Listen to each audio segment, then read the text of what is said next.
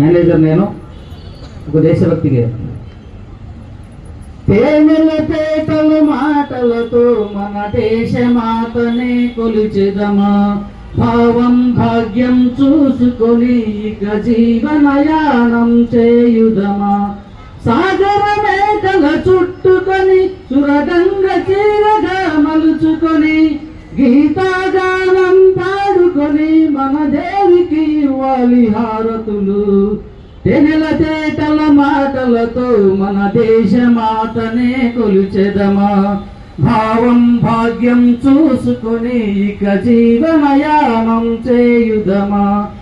గంగ జటాపర భావనతో హిమశైల రూపమే నిలబడగా, గలగల పారే నదులన్నీ ఒక బృందగానమే చేస్తుంటే, తెనెల తేటల మాటలతో మన దేశమాతనే కొలిచెదమా, భావం భాగ్యం చూసుకొని ఇక జీవనయానం చేయుదమా.